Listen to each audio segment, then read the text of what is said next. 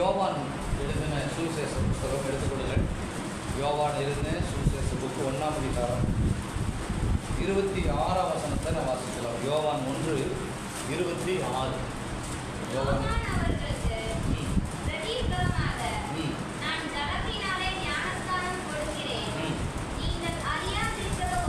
நீங்கள் அறியாதிருக்கிற ஒருவர் உங்கள் நடுவிலே இருக்கிறார்.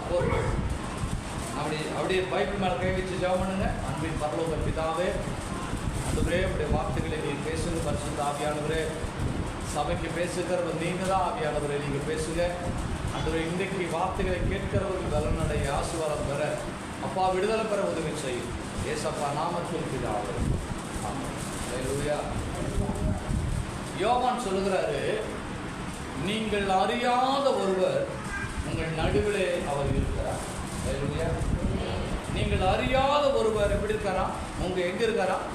உங்க நடுவில் இருக்கிறார். பைபிள் சொல்லுகிறது, எங்கே என் நாமத்தினால 2 பேர் 3 பேர் கூடியிருந்தாலும் அவர் எங்க இருக்கிறாரா?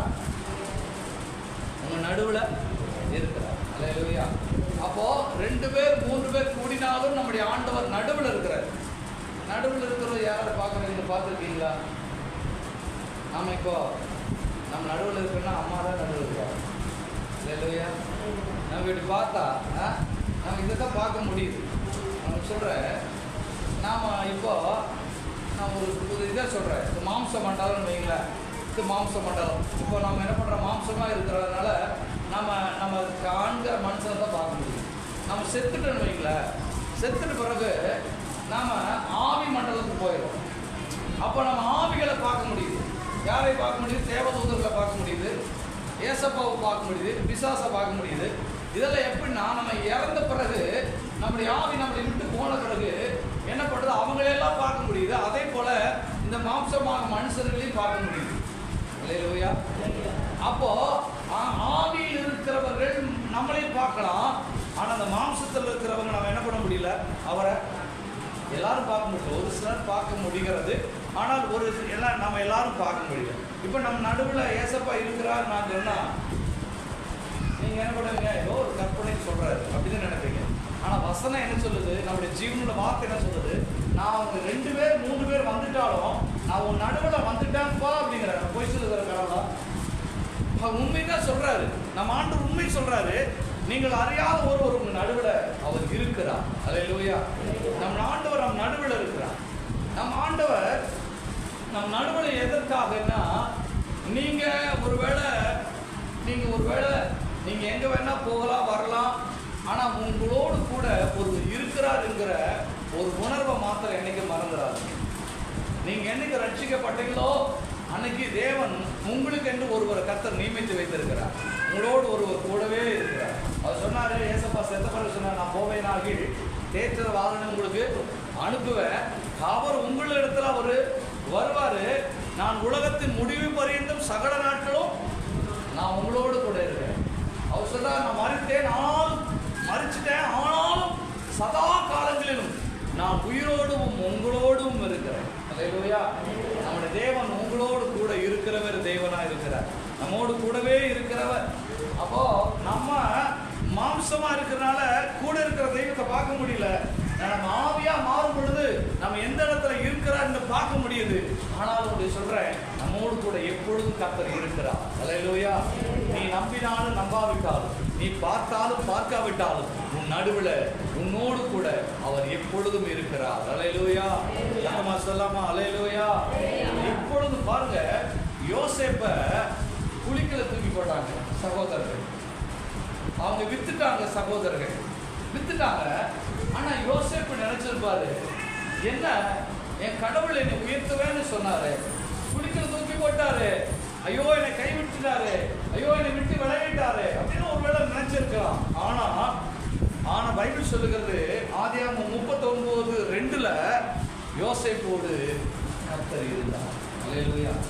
வேலைக்காரனா வேலை செஞ்சுட்டு இருக்கும்போது பைபிள் சொல்லுது கூட இருந்தார். குழிக்குள்ள தூக்கி போட்டிருந்தாங்க, அவர் கூட தான் இருந்தார். ஜெயிலுக்குள்ள போட்டிருந்தாங்க, செய்யாத தவறுக்கு ஜெயிலில் போட்டிருந்தாங்க. பைபிள் சொல்லுகிறது கர்த்தர் கூட இருந்தார். அல்லேலூயா. சிலருடைய பாடுகளின் மத்தியில் கடவுள் கூடவே இருக்கிறார். நீங்க நினைக்கலாம், ஓ இப்படியெல்லாம் நடக்குது, என்னோட கடவுள் இருக்கிறாரா? என்னோட சொந்தக்காரர் என்னை கேவலப்படுத்துறாங்களே, என்னோட கர்த்தர் இருக்கிறாரா? ஐயோ நான் எப்படி எங்க அப்பாவுக்கு செல்ல பிள்ளையா இருங்க, இன்னைக்கு வேலைக்காரனை போல நடத்துறாங்களே, என்னோட கடவுள் இருக்கிறாரா அப்படின்னு ஒருவேளை நீங்க கேட்கலாம். அப்பொழுதும் கர்த்தர் உங்களோட கூட தான் இருக்கிறார். அல்லேலூயா. அப்ப ஏங்க இப்படி நடக்குது? அப்படி ஏங்க நான் இப்படி எல்லாம் மாறுறேன்? உனக்கு அது நன்மையா மாறுவதனாலதான் அதெல்லாம் உனக்கு அனுமதிக்கிறாங்க. அல்லேலூயா.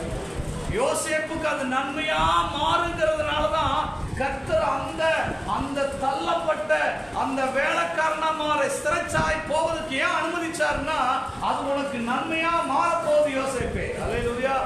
யோசேப்பே, அந்த பாடுகள் எல்லாம் உனக்கு ஆசீர்வாதமா மாறப்போகுது.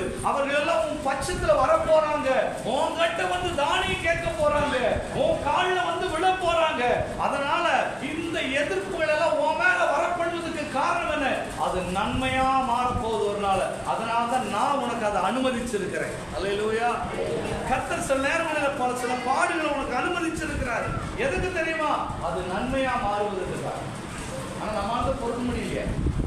அந்த பாடு வரும்போது கடவுளை திட்டுறது, ஊழியக்காரனை திட்டுறது, மற்றவங்கள திட்டுறது எல்லாமே பண்றோம். ஆனா அது நன்மையா மாறுவதில காத்திருக்கிறது இல்லை.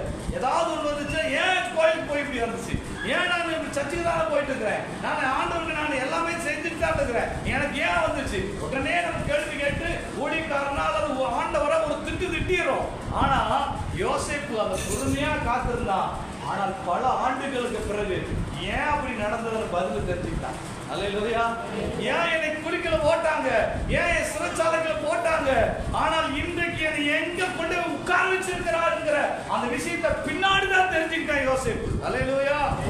புரிஞ்சு கொள்ளுங்க, கர்த்தர் சில விஷயத்தை தேவ பிள்ளைக்கு அனுமதிக்கிறாருன்னா, தேவ பிள்ளையே அதுல ஒரு ஆசீர்வாதம் இல்லாம, அது உனக்கு பிரயோஜனம் இல்லாம அது போகவே போகாது. தேவன் அது ஏதோ ஒரு பிரயோஜனத்துக்காகவே தேவன் அதை அனுமதித்திருக்கிறார். அல்லேலூயா. நீங்க சொல்லுங்க, கர்த்தர் எனக்கு அனுமதித்திருப்பது என் பிரயோஜனத்துக்காக. பக்கத்துல உங்க சொல்லாமா, கர்த்தர் உங்களுக்கு அனுமதித்திருப்பது பிரயோஜனத்துக்காக சொல்லுங்க.